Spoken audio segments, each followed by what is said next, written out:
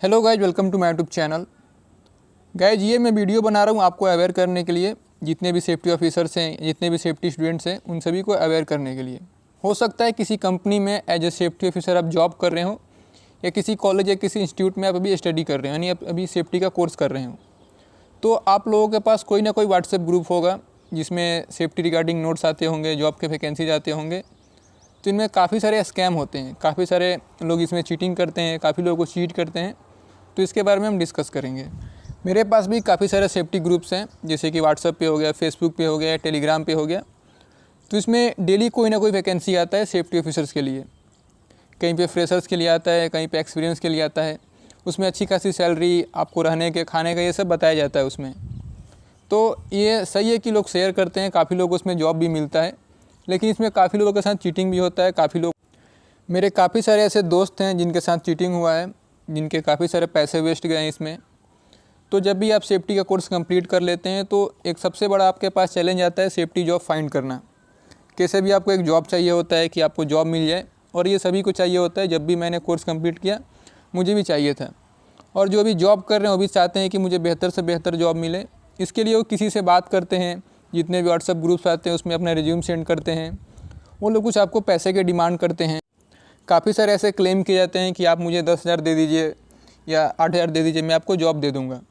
या काफ़ी सारे केस में ऐसा होता है कि जो आपकी फ़र्स्ट सैलरी हो मुझे आप दे दीजिए।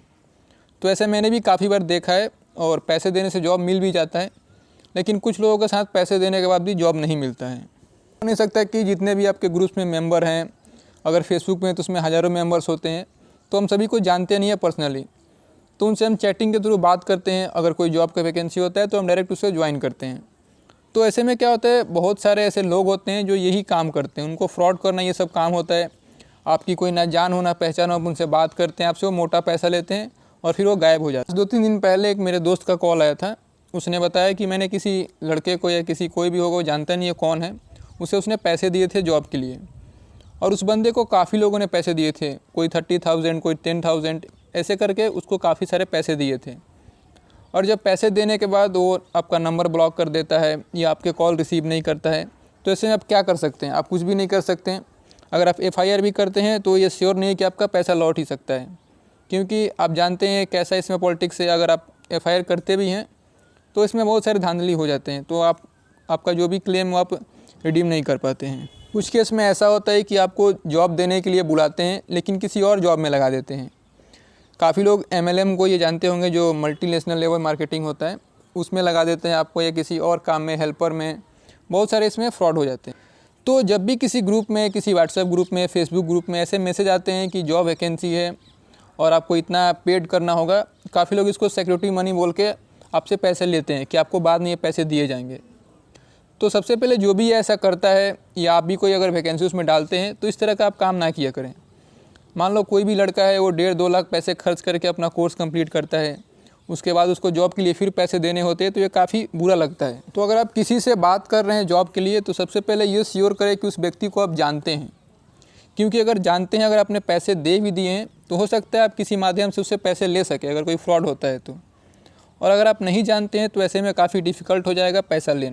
तो यहाँ पे काफ़ी लोग ये जानना चाहेंगे कि सर जॉब कैसे फाइंड करें, कैसे मालूम चलेगा कहाँ जॉब है, कहाँ नहीं है।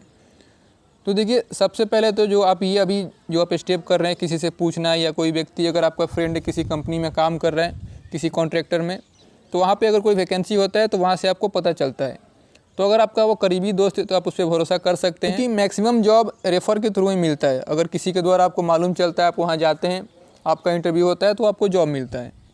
और सेकेंड मेथड ये है कि जब भी किसी आप जॉब के लिए कहीं अप्लाई करते हैं, अगर आपको मालूम करना होता है कहाँ पर जॉब है, जैसे मान लो L&T कंस्ट्रक्शन है, रिलायंस है, उसका आप वेबसाइट पे जाइए, वहाँ पे सारे डिटेल मिलेंगे, कहाँ वैकेंसी है, क्या नहीं है। वहाँ पे जो भी वैकेंसी के लिस्ट होंगे वो आपको वहाँ मिल जाए। तो अगर किसी कंपनी के वेबसाइट पे अगर आपको वैकेंसी दिखता है, जितने वो क्वालिफिकेशंस मांग रहे हैं, एक्सपीरियंस मांग रहे हैं, अगर आप वो है आपके पास, तो उसके लिए आप वहाँ डायरेक्ट अप्लाई करिए। जो भी वहाँ पर मेल ID दिया, रिज्यूम सेंड करिए। अगर उनको लगता है कि हाँ मैं इसे हायर कर सकता हूँ, तो आपके पास कॉल करेंगे। और जो मैंने पहले बताया रेफरल के थ्रू, किसी के सोर्स के थ्रू, तो भी आप कर सकते हैं, अगर कोई आपका करीबी है तो।